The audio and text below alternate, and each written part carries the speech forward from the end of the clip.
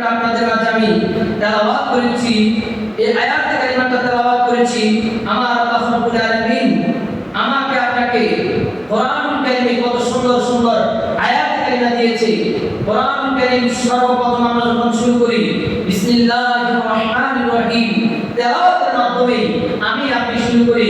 কোরআনুল কারীমের প্রথমেই আল্লাহ কেন বিসমিল্লাহ দিয়ে শুরু করলেন এবং কি শেষে সিন মিনাল জিন্নাতি ওয়ান নাস, আল্লাহ নাস সিন দিয়ে শেষ করেছেন। শুরুতে হচ্ছে বা এবং শেষে হচ্ছে সিন, অর্থাৎ বা এবং সিন দুটোই মিলে হচ্ছে বাস, এনাফ, যথেষ্ট। আমাদেরকে যখন আমরা খাবারের টেবিলে বসি, কোনো কাজে বসি, কেউ যদি আমাদেরকে কিছু দেয়, আমাদের আল্লাহ লাগবে না, পর্যাপ্ত হয়েছে, তখন আমরা বলি বাস বাস, এনাফ, যথেষ্ট, আল্লাহ লাগবে না, বলি কিনা? এই বাস দ্বারা আমার আল্লাহ রাব্বুল আলামিন বা দিয়ে কোরআন শুরু করেছেন, সিন দিয়ে শেষ করেছেন, অর্থাৎ বাস মানে এনাফ, যথেষ্ট।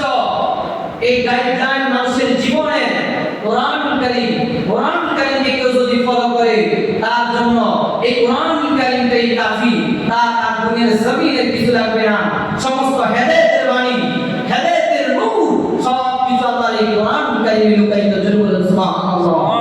এই কোরআনুল কারীম যে আমল করে নেবে, কোরআনুল কারীমের তেলাওয়াত যে ব্যক্তি নিজের জীবনের সাথে মিশিয়ে নেবে, ওই ব্যক্তির জন্য আল্লাহ রাব্বুল আলামিন দুনিয়া এবং আখিরাত সাকসেসফুল করে দেবে। জোরে বলেন সুবহানাল্লাহ।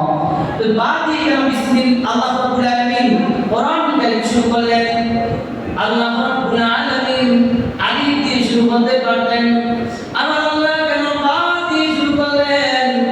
আমার আল্লাহ রাব্বুল আলামিন যখন মানুষ সৃষ্টি করবেন, আমার আল্লাহ ফেরেশতাদেরকে ডাক দিলেন, ও আমার ফেরেশতারা, আমি আল্লাহ এই দুনিয়ার জমিনে আমার খলিফা প্রতিনিধি মানুষ সৃষ্টি করতে চাই।